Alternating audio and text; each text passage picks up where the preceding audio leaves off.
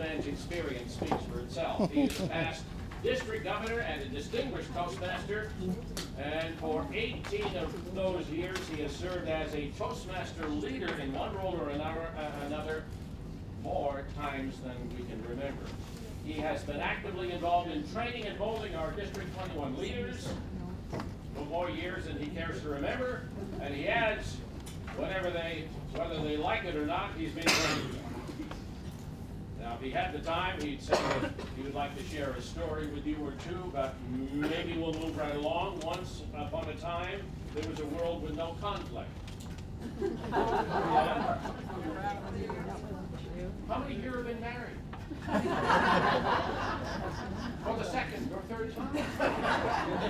That would be a fairy tale. Anyway, please welcome our Toastmaster extraordinaire. We're talking all about conflict, Mr. Rae Stonehouse.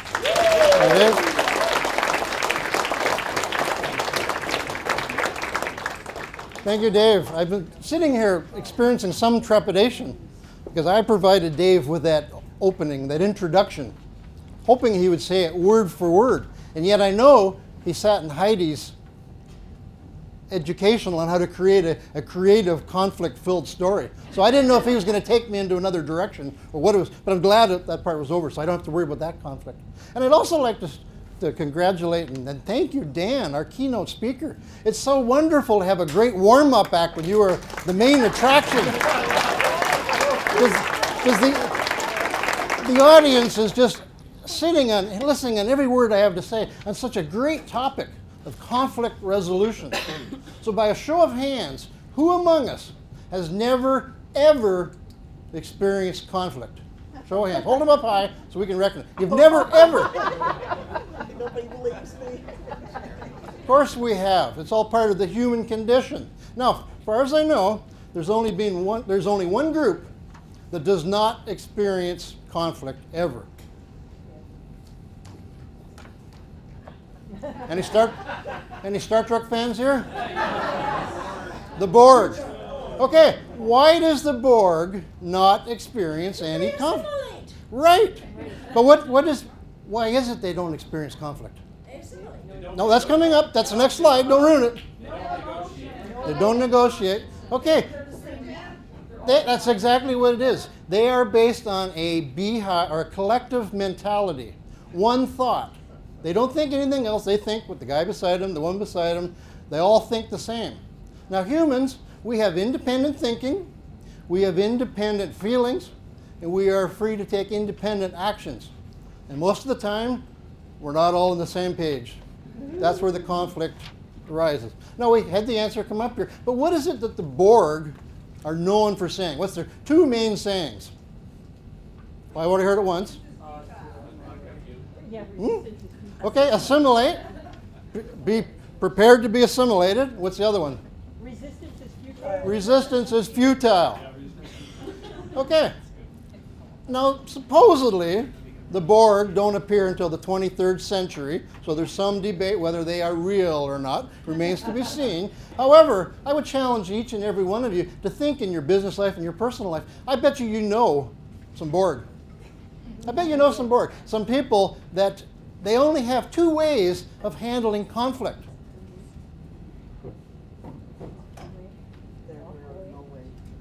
Their way or the highway. Resistance is futile. My way or the highway. I heard it back there. It's exactly the way things are. Or you could be working in an organization, and perhaps you don't like the way things are done, and they tell you, well, if you want to get along around here, you better start following the rules. Suck it up, buttercup. Prepare to be assimilated. Now, I've worked in psychiatry, mental health for 35 years as a registered nurse. And something I learned a long time ago, it's a saying that if the only tool that you have in your toolbox is a hammer, then every problem that you encounter will be a nail. You know, that's a metaphor, of course. We're not walking around with hammers and whacking people on the head. But think about some of the people that you've met. How do they handle conflict situations? Full of bluster, they yell, they scream, it's my way or the highway. Or they go up. Or they go under. Now, you can appreciate that Any good researcher, the first thing they do taking on any topic, they go to Mr. Google to find out about it. And I found out that there was some 51 million pages out there on conflict resolution. Now I have to tell you, I did not go to all of those pages in preparation for this. And I know that colleges, I'm not even sure if Okanagan College has a conflict resolution course. I know the Justice Institute of BC does. I know you can take whole degrees on international conflict resolution. You can take days, weeks, months, and years. We have what's left of 45 minutes. So we're going to experience conflict. I certainly am going to be experiencing conflict to try and get it done within 45 minutes. I've got till 4 o'clock. So it started up. I'm starting to feel the conflict right now. This is what you call experiential learning. So such a big topic. What I tried to do was to narrow the scope down so that it's a benefit for all of us that are taking on leadership roles within Toastmasters. Whether you've been a leader for a while and keep honing your skills in leadership, or if this is your first kick at the can. What we're going to do in that time very quickly, we're going to take a look at some types of conflict. We're going to take a look at some common conflict situations experienced within a Toastmasters club. Did anybody realize that there was conflict, or there could be conflict in a club? That's another one of those fairy tales people believe that, oh no, it's so wonderful in a Toastmasters club. It is wonderful. It's a lot of fun. It's educational. That's why I keep going for 20 years. But the conflict does exist. The same people that you have conflict out in the real world, they're there in your Toastmasters club. So we're going to explore very quickly the importance of resolving conflict, and all in that time, we're going to look at some techniques to resolve conflict. So you all have handouts, so you're going to have the same information that I have in front of me, except you're not going to have the exciting graphics that I have. So we're going to take a look at types of conflict. Now, as I said, I didn't explore those all 150 million pages, 1, 2 maybe. And what I found out was that it seems to be maybe 8 to 10 different types of conflict that are consistent with everybody else who creates a website and copies everybody else's material. So you're likely to appreciate the 8 that we're going to talk about. You may have your own, but these seems to be ones that work. As I go through them, I would suggest that you think about any situation in your Toastmasters club that you've experienced that kind of falls into the type of conflict, because we're going to talk about it at that point. I'm going to give you a brief overview. So conflicting resources. I think most of us, some of us can experience this one. I grew up in a family, 5 kids, 2 parents. Everybody had to be out the door at 8 o'clock in the morning, 1 bathroom. Anybody else appreciate that? That's conflicting resources right there. So you had to be up early just to... Conflicting styles. Now here's a gentleman that I would call that what, an eclectic style. He's certainly making a statement. But when we're talking about conflict, we're talking about the style or the way that I guess we react with the world. So you're working on a project. I might be a slow thinker, not slow, but slow thinker. I like to take all the steps. I'm a logistical thinker, methodological. I could be working with somebody that's one of those full speed ahead, chop, chop, let's get her done. Well, there's a good formula for conflict, because neither of us are going to be happy with each other. Conflicting perceptions. I have fun looking up, researching this one, because all the different ones here. There's all kinds of ones you can use it. Every one of us, when we look at a situation, or even an object or whatever, we're not just looking at it with our eyes and we think the exact same thing. We put in our history, our prejudices, our biases, our attitudes, our life experiences when we look at something. And then, you know, there's obviously at least a couple different perspectives there. I'm sure that people come up with more. But there's also people that are black and white thinkers. Other people are technicolor. They can see the big picture. Some people, nope, it's this way. And you can't budge them. So that's a great cause or factor for experiencing conflict. Conflicting goals. I'd encourage anybody, if you're signing on to take on a project, make sure you understand what the goals are. What is the objective, or are the objectives of the project or whatever it is you're doing? Sometimes you may get into a project with a partner and they have a different goal. They may not want that project to end, because if they're making a paycheck on a regular basis, if that project ends, end of the paycheck. So they're in absolutely no hurry. So if you're the project manager, you want to get it done, there could be some resistance there. I like this one.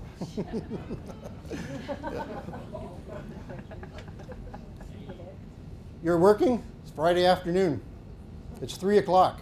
You have made plans to pick up your child at 4 o'clock once you get off work, and you're going to take them out to an outing, a community outing, have some fun, some family time. Your dear sweet manager comes up to you at about 3 o'clock and says, you know, I really like to get this done. I know you're going to have to work a little extra overtime, but I know you're going to buck up and you're going to do it. You should be off by about 6 or 7. You get conflicting pressures there. Do you leave, upset the boss, which could mean you lose your job or anything else, and you're not a team player, or do you disappoint your child? So there's definitely some pressure there.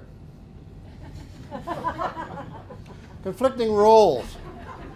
I always like this one. I'm a registered nurse, and I work in a psychiatric facility. So I'm sure most of you have at least a stereotypical idea of what a registered nurse does. You have an idea. We were caring individuals. We health teach. My fellow registered nurses are laughing here. We're caring individuals. We help people. We teach people. We nurture. But there's another side of our job that a lot of people don't know about. And in the case of an emergency, we have to become very directive. If there's a fire, we're not going to be talking about, and how do you feel about it? I need you to get out. I need you to get out right now. Or I work in psychiatry, so if a fight breaks up, I want you to go to your room. No argument. You're the troublemaker. That creates conflict in some of my fellow nurses, because while they're comfortable doing the one part of it, they're not comfortable being the directive part. Supportive role's easy. Directive's not so easy. I like this one. You can use Kelowna traffic, Kelowna driving. Sometimes we go through a yellow light because it changes on us, right? That's because we're in a hurry and we've got a reason. But that idiot over there just ran that yellow light. He's obviously an idiot. Look at what he's doing. So we look at ourselves and we give good reasons to what we do, but everybody else, there's always an excuse or an accusation. That's personal values are being conflicted. You quite often see this in workplaces, policies and procedures that can change on a daily basis. Sometimes they don't even make any sense. Sometimes you got to check the date because it supersedes the day before. Coming from my field of addictions and mental health, an example of this is a family that has a substance abuse or alcoholism in the family with one of the parents. So they live in that dysfunctional family setting, and the rules are such and such. But the rules can change at any given time. You're afraid to do something because mom or dad will be upset, so you change the rules. But the rules may not be the same at the beginning of the week, at the end of the week. So those people are constantly conflicted because they really don't know what are you supposed to do. You're damned if you do, damned if you don't. So those are the eight different types of conflicts that I found in the research that I did, and I see examples of it in Toastmasters Club, and I'm going to draw from your experiences for this next part. One thing that I would ask you, or tell you, a proviso, is that while Toastmasters International is a worldwide organization of some 17,000, 18,000 clubs, Toastmasters in our smaller version, we're family. So if you're going to be providing an example, try and keep it identity neutral, because the person you could be sitting beside could be the best friend of the person that you're telling the story about. Now, to start things off, one of the things that I have found that creates conflict in me, and I know it creates conflict in Toastmasters clubs, is that on occasion I have seen sexist language and I've seen racist language. And that shouldn't be there. You know, we're an international organization and there's absolutely no room for that. So this is some of the areas that come up in conflict. So I'd like you to draw from your experiences, especially from a leadership position, draw through provide an example, and as a group, we all have it in writing here, try and recognize which one was compromised. So does anybody like to start? Teresa. Ray, for me, the biggest one is it's been done this way for the last 30 years, and we want to do it for the next 30 years, exactly the same. Okay, so what If you're on the executive you have a new idea how to change something. Okay, so what was the term? A value, or what do they call them? Types. So what type of conflict would you say that one is? Conflicting goals? I lost my copy.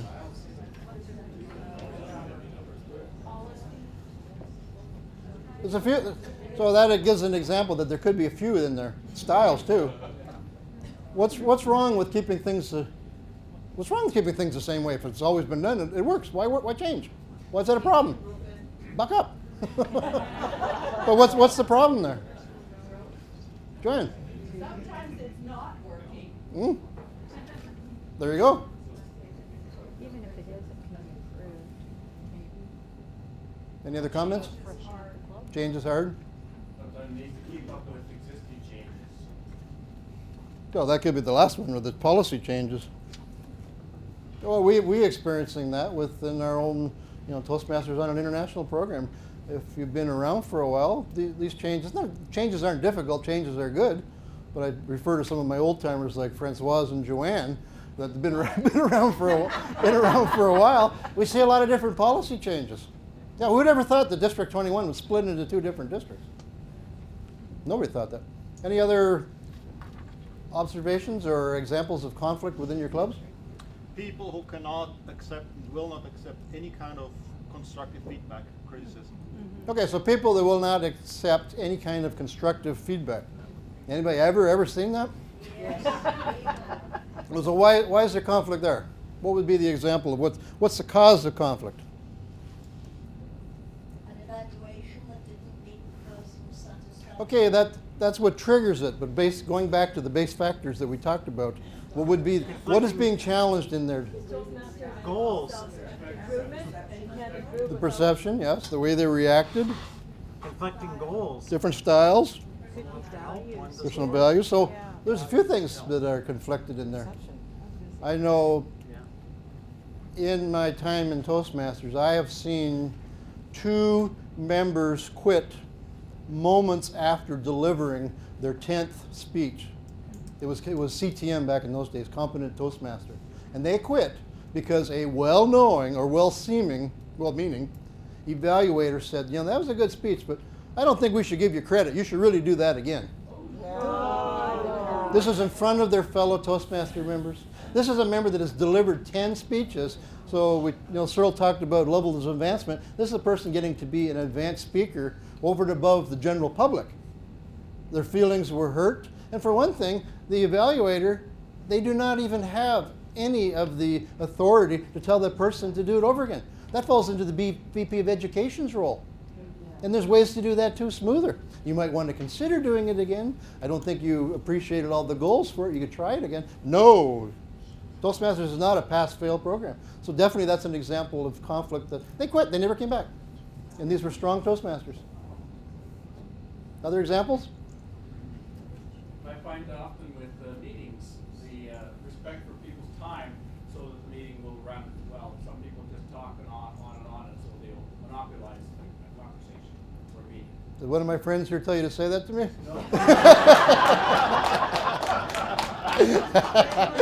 If you've been around for a while, you learned the DTM actually stands for Don't Time Me.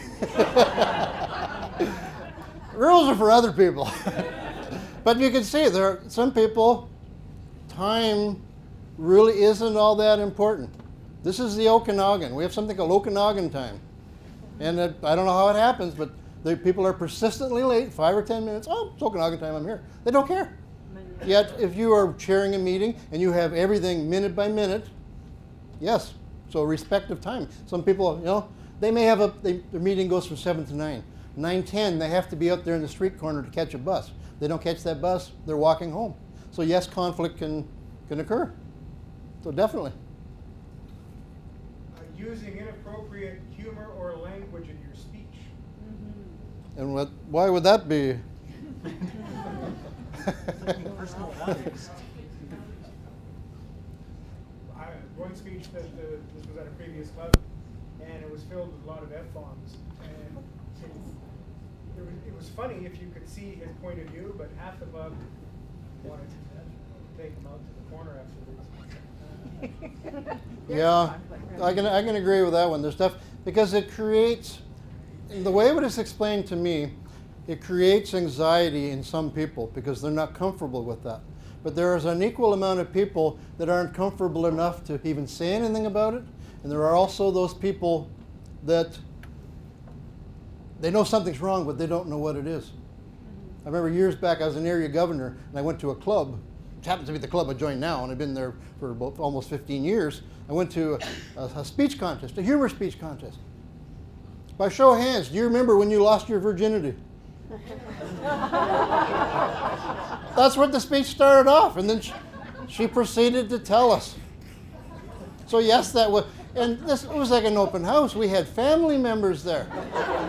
So yes, people were conflicted. The president of the club was mortified. Mortified.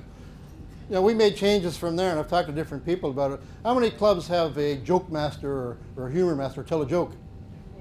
Many clubs have some version of it. My club, our club, Flying Solo Toastmaster, years ago we changed that role to help reduce the conflict. We changed it to a teaching role where we have a humor master, a humorist, and their job is to provide what worked and what didn't work in individual speakers' presentations, rather than getting up there and having to stand and deliver.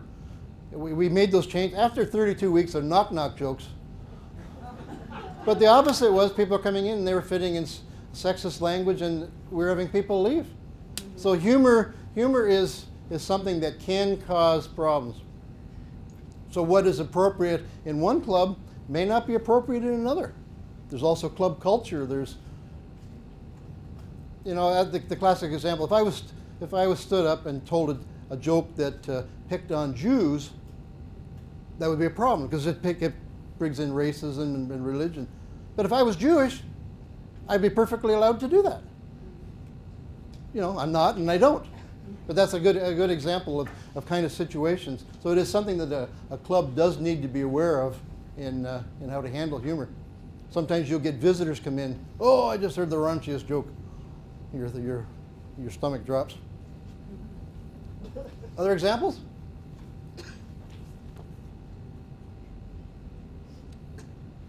Marion. So as an area governor, division governor, we're often faced with situations where a club will come to you and say, I have this very disruptive person. They're turning people away from the club by their personality.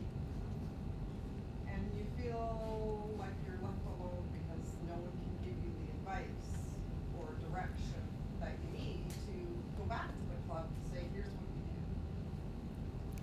And so that for me would be perspectives, be resources, be my personal values, all in common. Definitely the interpersonal relationship. People get into Toastmasters for different reasons. They get out of Toastmasters for similar reasons. You know, it could be a matter of something else came up on the day, they can't attend it, they have other family commitments, work commitments, opportunities, or challenges with interpersonal conflict, interpersonal relationships. And I found that out really poignantly when I was serving as district governor, and I don't know if Joanne and Francoise experienced it, but one of the tasks that we had at the time was that we were serving as the Lieutenant Governor of Education and Training, the role that Cyril's serving now, is that what we were doing is every time somebody earned an academic achievement, whether it be, you know, an advanced communicator gold or silver or competent communicator, we would send out a message to them. Sure, it was carbon copied and we sent it, we changed the name, but the sentiment was there. But a lot of them I followed up personally and I talked to those people. And they sent me messages back. They said, thank you, Ray. That really felt good to be thanked for that. However, it's bittersweet. I said, why is that? Because I'm going to be leaving Toastmasters. Well, why is that? Because I cannot get along with such and such and such. They're a bully, they're a micromanager, so definitely it's one of the reasons that we do have to deal with interpersonal relations, because the conflict, because if you don't deal with it, it's going to fester. Any more examples? I have problems with, actually I can look around and I know none of my other club executives. I've had problems with other executive members consistently not meeting deadlines. Whose deadlines? Well, as agreed upon deadlines. Okay, so what's being challenged there for conflict? Personal values. Do you value time management? Do you value being on time? following through? You think there might be a root cause? When you look at these, if you break it, if we had time in any of these situations, we would break it down to a root cause. You know, something like that, perhaps the person really has not bought into the goals in the first place. Or perhaps, you know, I'm thinking about some of the situations that I've seen, you know, they haven't bought into the goals, or somebody else has bought into it for them, and they're being put into a position that they're way out of their comfort zone. Like I say, working in psychiatry, one of the other things that I learned a long time ago was that all behavior has meaning. The challenge is, what's triggering that behavior? You might never figure it out, but it's worthwhile giving a look at anything, thinking, you know, what's triggering this behavior? Why is this? And I know I don't call myself almost a senior, but a senior leader in Toastmasters, is that challenge that we have is that there are so many opportunities in Toastmasters. We had a past international president that said that if you get everything out of Toastmasters that you can get out of Toastmasters, you will never get out of Toastmasters. So there are lots of opportunities.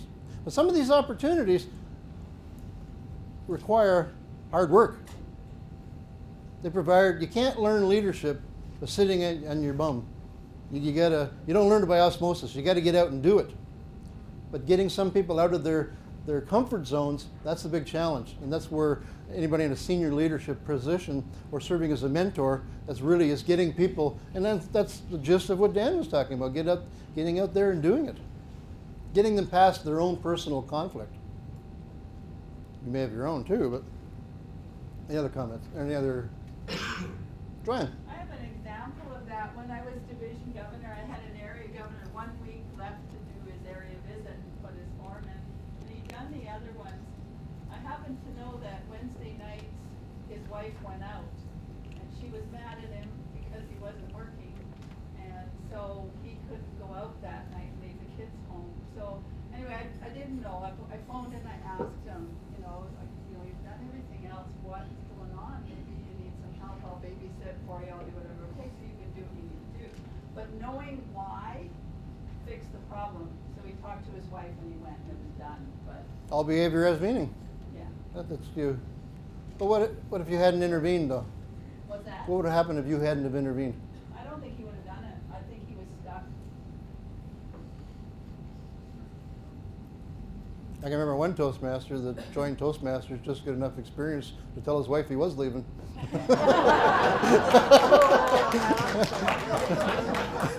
So she has some conflict with Toastmasters after that. He doesn't.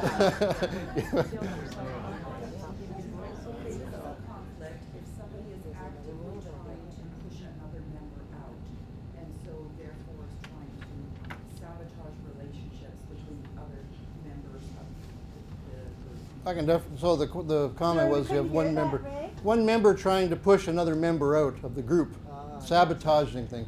Yep. That sounds like many workforces or workplaces. That kind of things happens. You could break it down to what are the possibilities of what are being challenged in there. Conflicting resources. If there's only enough work for one person and there's two people competing for it, you know, in a workplace, not necessarily in the club situation, but it could be different styles. These people don't get along. Conflicting goal, I guess. We have a different objective Mhm. in the group. Yeah, some people are just nasty. They are bullies. For whatever reason, if you look at something like years ago, a psychologist named Eric Burney wrote a book called The Games People Play. And when he came up with, I'm not okay, you're not okay. So it's a dysfunctional way of looking at things. So I can feel better if I put you down. And that's dysfunctional. But some people play that game. Instead of I'm okay, you're okay. Right. I guess I'm confused within that circumstance. All behavior has meaning. So you need to find a meaning in it. You don't need to find it. It's helpful if you think about it. Think about it, that expression of put yourself in another person's shoes. It goes back to the example that I gave about, I run the Yellow Lake because I'm in a hurry. Somebody else did it, well, they're trying to kill me. So it's a matter of thinking. Well, we actually talk about that in coming up in the next little level there of looking at resolutions. So just to put a couple conflict situations that I've seen in clubs, serving as a district governor, a lot of these things would gravitate upwards towards me because people were, I wouldn't say they're desperate, but they were conflicted themselves, club officers, because they really didn't know what to do. So everything seems to fall on the district governor's plate. You're going to find that, Cyril and me. You'll find that everything falls, even though it's got nothing to do with you, it still comes forward. Toastmasters International teaches that you're teaching, we're teaching conflict management. You're teaching how to lead a club. As the club president, how many club presidents are there here in the room? Okay, did you know all the things that you're responsible for? A lot of the stuff that we're talking about here, they fall into your portfolio as dealing with conflict. If you have a disruptive member, if you have a disruptive guest, you have some problems within the club, people fighting, money disappearing, any of those kind of problems, your bills aren't paid, they're falling into your lap. But when it comes to conflict, it's not necessarily your job to solve that problem right there. You can't go and kick somebody out of the group. You don't have that authority. One of the ways we get by that is we encourage clubs to have regular voting a member in. If you have a problem with a member that you voted in, you can vote them out. So when I was district governor, the recommendation that was told to me was that if you have as a president, you have a problem with a member of the club, don't necessarily go to the area governor, don't go to your division governor, don't go to your district, go directly to Toastmasters International. Because they have departments there that specifically deal with those kind of things. Now we're a little bit different than the United States, where they're very much a litigious society. They'll sue you for looking at them wrong, some people. We're not so much to that point. We're drifting towards there. So from Toastmasters International, who has like a financial liability plan and all that, they want to make sure that there's legal sides. So there could be real sanctions that need to be taken against one of your members. So it's always, if you don't feel desperate, don't feel conflicted, get on the phone and call Toastmasters International. Examples of conflict that I had seen, one club had a member that had a mental illness, schizophrenia. Well, so what? It's not a big deal. That's my field. I don't need, there are clubs for people with mental illness, no problem at all. It's a high number in the population. But when that person is sabotaging the rest of the club does have to get together in the leadership, and they do have to make some actions. It may be providing more support for that individual, or perhaps maybe as strong as asking them to leave. There's different ways to look at things there. We've had problems with male to female and female to male stalkers. The problems that occur in a Toastmaster club are no different than any other organization out there. We've had young women being stalked by other members. We've had men being stalked by, you can't stereotype and say it's one gender after the other. But those are, if you don't deal with them, you're going to have a problem with club. So I'm mindful of the time here, and I certainly don't want to be conflicted keeping people here late. If you look at the other side of your page, you're going to see something called peaceful conflict resolution. And it doesn't fit. No, we've already been talking about why it's important. Why is it important that we resolve conflict? Things will get worse if you don't. And I liken it to a balloon. You can only blow a balloon up so far, and then what happens? Yeah. Hopefully it's not full of something. So I've broken them down here. Now this piece of paper that's on, I photocopied, this is something that I collected probably about 15 years ago when I did another session on conflict resolution. And I'm sure there are different models out there. I'm sure every course you took will have its own model that they would recommend. And it's an acronym, so they're using a sentence after it to go with each one. Now, I don't think that there's any order of priority. I think it's whoever wrote the model just plugged it in where it fit in. So these are not necessarily in an order of priority. So one of them is ours for respecting the right to disagree.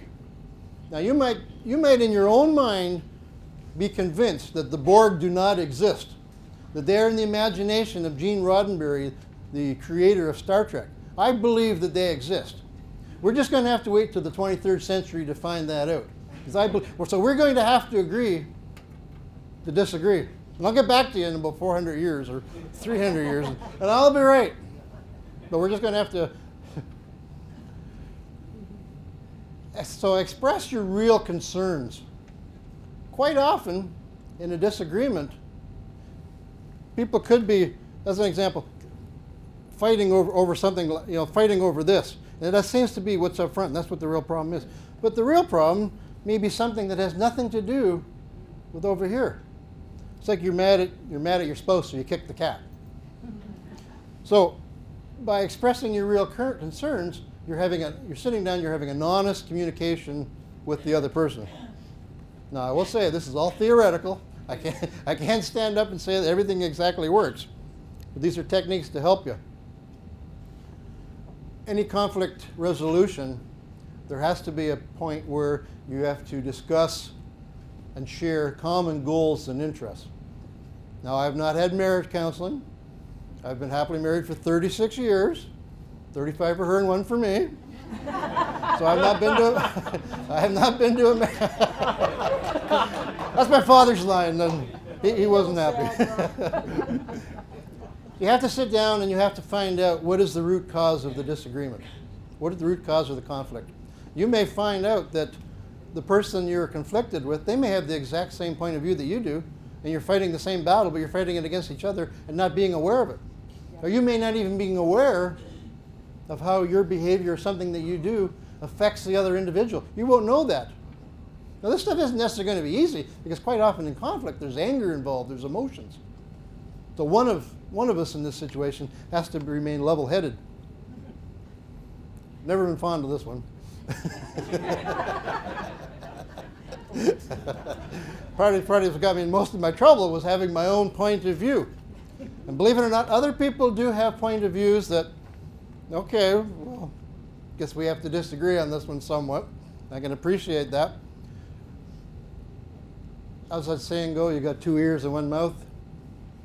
The reason is for listening.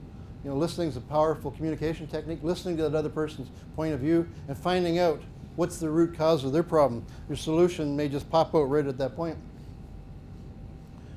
Listen carefully to all proposals. You have to make the assumption that if you're trying to resolve conflict, that you're actively aiming towards a resolution, not an extension of what the conflict is in the first place. You have to hope that the person or groups that you are meeting with also are working towards a solution. Now, sometimes the solution isn't always obvious. Sometimes you need a brainstorming session just to come up with some ideas. And sometimes the way things end up is some idea that person come up with is right off the wall that nobody ever considered. Back to understanding what's behind the scene is understanding what the major issues are involved. While you think you're arguing for something, there could be something else involved from it. I've had a little bit of a taste of that. Probably for a decade or so, I've been a union steward for BC Nurses Union. And I've gone from doing workplace representations for grievances. So when you get to the grievance table, the person you're representing may have a totally different person than the employer who's alleging or accusing. And somewhere in between, the truth lies. But what's the major issue? The person may have been charged with such and such, or alleged, but that may not be anything to do with that at all. It could be this person's not happy with that person. So getting it on the table, finding out what the major issues are. Think about probable consequences. It's great to come up with an idea right away and you think it's going to be the resolution to all your conflict. I don't know if anybody's heard the news in this past week. I can't tell you where it happened, but it happened somewhere in the United States. You hear this about the school and the lunch program? You hear this? Somebody in their infinite wisdom, and I think it was an administrator of the school, I guess there was a conflict with the parents. The parents hadn't been paying either tuition or some lunch fees or something like that. So the administrator, in their infinite wisdom, decided to take all the students' lunches and throw them in the garbage. So they starved all day long and they went home. So they were being used as leverage to go home and cry and moan and whine and complain to their parents. So a solution, not the best solution, didn't think about the consequences. They weren't obviously aware that it was going to go viral and it's all over all the news services around the world. But I wonder how many people, I think there might be some job opportunities at that school next week. So think about the consequences.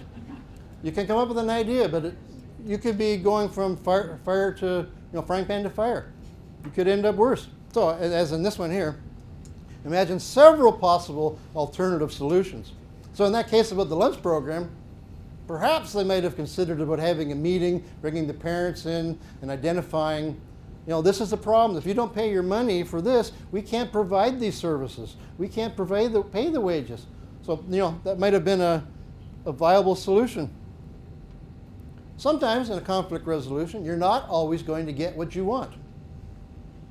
Sometimes you have to make some compromises. Compromise doesn't mean that you give up everything, that you lose. A compromise means that you are looking for a win-win solution, that both of you walk away from the table. And I'm assuming that there's two people. There could be larger groups. There could be communities fighting over some kind of a resource. That everybody walks away and feeling like they've won in some capacity. The challenge for any of us is to try to put yourself in a leader position so that you're the one trying to create these win-win situations. Because sometimes the other individual not really vested in losing something. So the last one is negotiating mutually fair cooperative, that's a tongue twister, negotiate mutually fair cooperative agreements. That's back to that win-win. Trying to come up with a resolution, meaning that the situation has been resolved. Doesn't necessarily mean it's going to go away. Doesn't necessarily mean that it's going to solve itself. It may need to be revisited. So the mutually fair cooperative agreement is we may try something for so many days, so many months. We'll revisit it at another time. I've got 1 minute left and I don't know how to spend it. So so the point I wanted to make with all this thing, conflict resolution is such a massive topic that you literally could spend days and weeks taking it. Conflict resolution is important to keep in mind when you're in your Toastmasters club, because I'd hate to find out that any of you left the club because there was some interpersonal conflict or something that you were not able to resolve, and your fellow Toastmasters weren't aware of it, and that we could have helped you with it. These are also skills that you can practice in your real life. I wish I had known them when I was 19 years old. Life would have been completely different. So thank you for allowing me to present to you. I've had fun.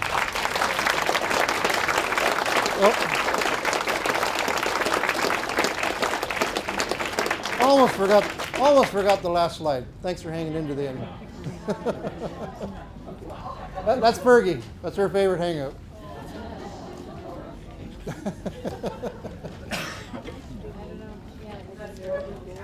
Yep. Thank you, Ray.